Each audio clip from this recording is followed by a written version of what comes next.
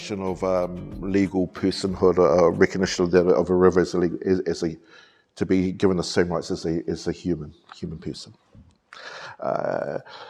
From a legal perspective, I guess that created wide interest, but when you think about it, it's totally aligned with our tribal proverb of the river flows from the mountain to the sea, I am the river and the river is me. We've always, within our own philosophy, that the river and myself and my people are inseparable. And so therefore, if it has the same rights as a person, then what does wellness look like? It has created all sorts of different types of debates, but it created worldwide acclaim and interest about how we perhaps should be approaching natural resources and conservation. That surely, you wouldn't, want to see someone you love treated badly or in a bad state. So it flipped that whole paradigm of the way that we look at natural resource. And then captured it with a legislation that now means that all your different statutory agencies and groups have to be able to prove that any impact upon the river is not to its detriment. Still being very much tested, still very much in its infancy. However, in saying that, it's really just aligning to a philosophy that that we've always held.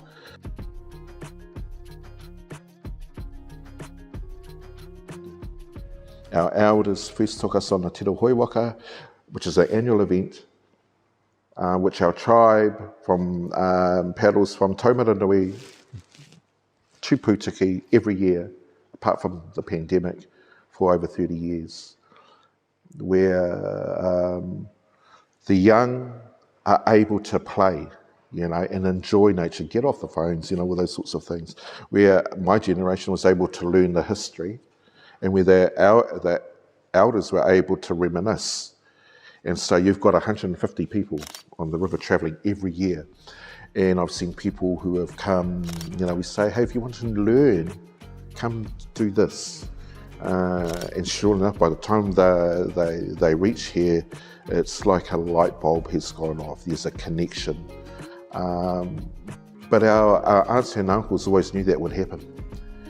It's the perfect vehicle of having that multi-generational, all travelling together, all relying. The younger ones, they're the muscle. We rely upon them to get us up. I used to bound up those hills once upon a time, but now I'm sort of like, you can go with my bag up as those hills have got steeper, but it's an acknowledgement, because within that, leadership has been created,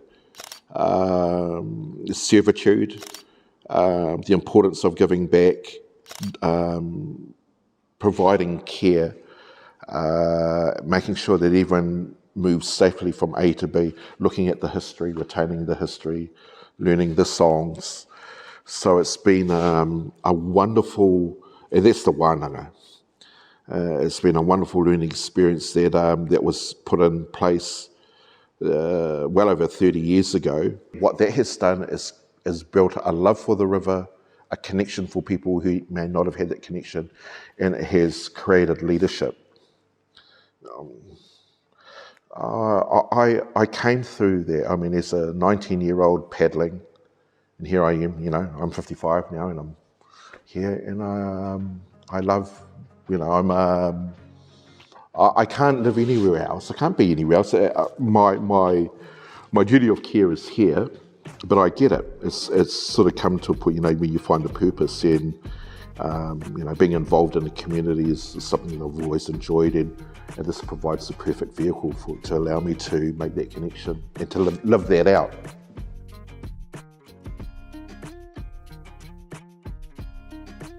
Marae have always been permanent places where how do we be inclusive of community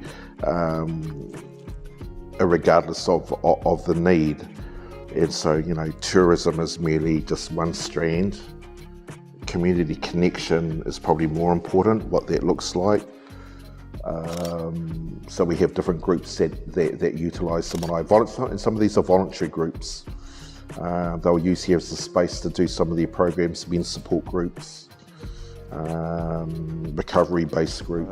A marae philosophy is that you look after people that come in, always, look after them, make them feel welcome. Because I know for some people, sometimes coming onto the marae could be an intimidating experience because you don't know, if I step a foot out wrong here, so am I going to be told off?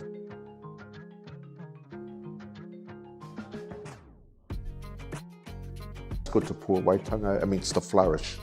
Its full name means to flourish or bring to fruition your deepest aspiration. So usually when we have people coming in and they sit down and they relax and, like, okay, hey, really good to we welcome them, we give them a little bit of a history of the place, including that name. We say, okay, hey, when you, stand it, what are your deepest aspirations that you're wanting to, and what it does, it gives people a voice, and I think that's important. When you feel that your voice isn't important like that, but within the way that we do things, we doesn't matter who it is, doesn't matter whether a tourist or not, or it's the same process. Pre-pandemic, we had created a bit of a niche working with our local tourist operators, where all the particular bookings will go through the tourist operators, and they'll ring me up and say, Geoff, hey, listen, we got this group, they're from overseas and they want to experience Indigenous perspectives in terms of why is the river so important, and we would like them to take them on the river, but we'll have a night here, take them on the river, when they come back, we'll spend a night here. And I think part of that was preparing them for the river, what it means, and then when they came back, seeing the differences, amongst the experience of people paddling, and then being able to have a wananga approach where it said, what were the stories that you were able to tell as just based on this experience. And it was actually quite a moving, and for some of them really quite emotional. So we found a niche within that, and that really suited us here. As mentioned before, really not interested in busloads coming up with the cameras and having one day at Hangi. We'd rather have more meaningful interaction. And so these particular groups were, some were regional, but at that time quite a few of them were international. Relationships with different colleges overseas, and the pool was basically the legal status that had been attained of the river. And so what did that mean? So it created amongst the academic world a huge interest, and then from an Indigenous perspective, how did you do this? And then through the tourist operators, or our Indigenous tourist operators, they had specified markets. And I could understand where they're coming from. We didn't want to sort of like take 30 people on the river. We were carrying their bags up to particular sites, setting up campuses. If you want authenticity, you'll be carrying your own bags. You'll be sleeping in a tent. You'll be in sort of the pristine bush, and guess what? There's some story. And so it's completely different, hey? But to support our local tribal operators, our relationships are established. They know what's here. They know me. I know them, and I know that a motivating factor isn't so much getting paid, but carrying a message of the river. And so it was easy to be supportive of that. We've got the venue, and whether it be myself and a few others who have lived on the river, have paddled the river, and this next generation of entrepreneurs, tribal entrepreneurs, who says, hey, by all means, we'll support you. So we found our niche here. And so we had a regular colleges or different groupings, Indigenous groups, and we want to create that connection to our Indigenous brothers. This is whether it be across the Pacific, Australia, Canada, America, wherever. So the benefits of that, we created relationships here that, I was able to benefit by when I went overseas. I'd catch up with them, and we created lifelong relationships. I'm itching to go back to Canada. 2 years have passed, and I miss the people that I met here. And so when we look at from that fits beautifully within, about the whanaungatanga, the relationships that you build beyond the tourism, and so that fits here. And then come a certain date, that all stopped. Well, it got put on hold,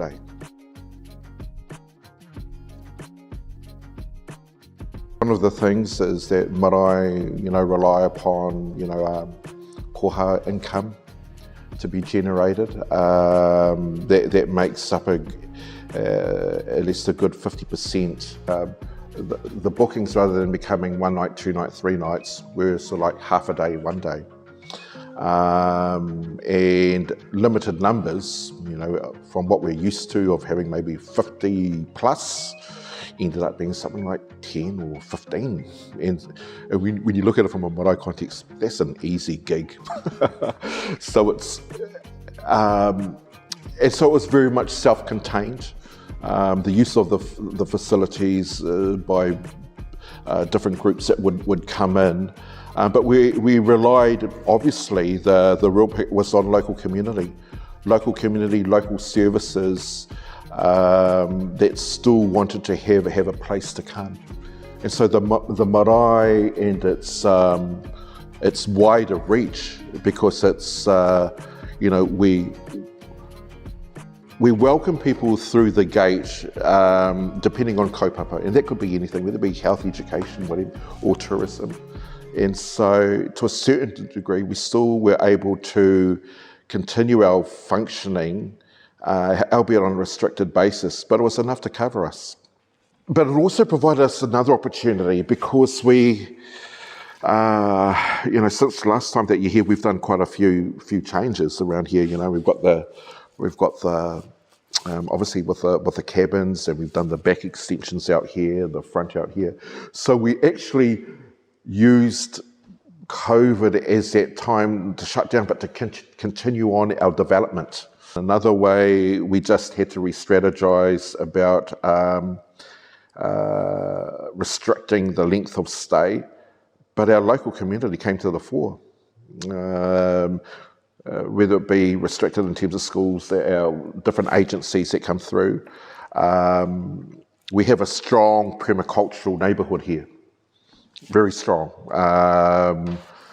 Lovers of the earth connection, and so this has always been a strong kaupapa of ours. So having smaller hui here, and that just carried us over. The marae's ability to adjust and to diversify. That's probably the other thing about resilience here, is that we've got a lot of strong community connections. So resilience to me is our ability to change the way that we do things for the interim, for the benefit of all. I sort of look at it that the pandemic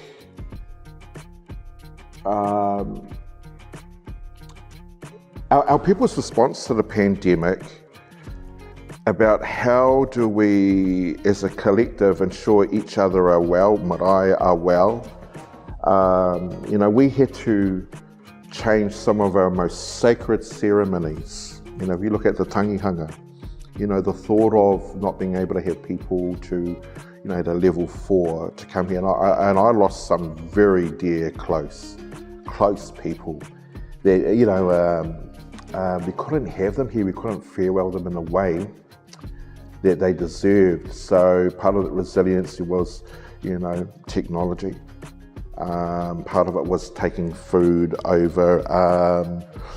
It showed that we're willing to make compromises for wellness by adjusting some of our most sacred of ways that we do things. Not being able to hug and to hold and to hariru, that's very, very foreign. Part of our resilience, I would say, is that we created opportunities for our artists to come together, mainly our aunts, and during COVID, for the last 4 to 6 months, they've been weaving. So they've had the whole wharepuni just to themselves to get on where they felt relatively safe, in terms of, that the spread of COVID was greatly reduced. And now we're at a stage, come the 30th of July, we're going to have a grand opening and have all our arts, all our tukutuku panels placed on the wall. And currently, right now, those tukutuku, the panels are actually being displayed in an art studio in town for the next couple of weeks. And because it's not often that you have that. So why do I say that's significant? Because when you dress a house, it's usually only once. It doesn't happen very often. Probably maybe once every 40, 50 years. So it's quite significant for here. And so we've had aunts who are part of they've had multiple generations working on the different panels, but they've been able to do that with relative isolation to get on with the job. So that was part of using the isolation to our advantage in a different way of being resilient. Probably saying that, okay, we can't do this, I'm not going to do that, but guess what, we can do all these other things. And so come 30th of July, we're celebrating that. Wouldn't have happened if, I want to say it wouldn't have happened, it would have been harder. It created the isolation, we turned into an opportunity.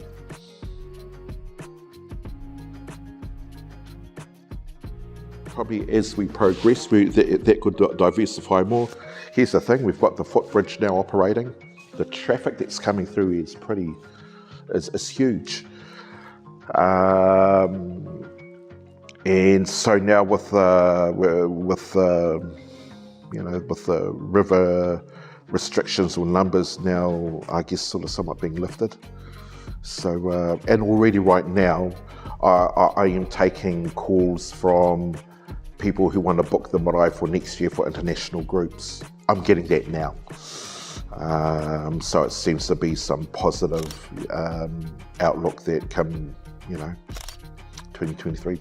Hopefully things sort of get back to normal, but it's good. It's actually good sort of seeing January 2023 and February, because the height of summer, like tourism is just one part, but being selective of what that looks like until it develops further, and the next generation will be the ones that will take it, and our job really is to support them and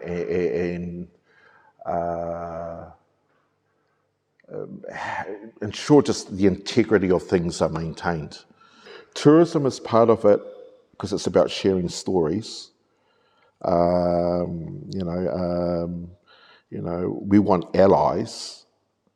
And if we can share stories that allows, let's treat natural resources as more than just a commodity. And they can go back and brag about, I paddled the Whanganui River, when these people, then that's our contribution to the wider argument, So I'm reframing tourism that, at the end of the day, you really need to meet our objectives.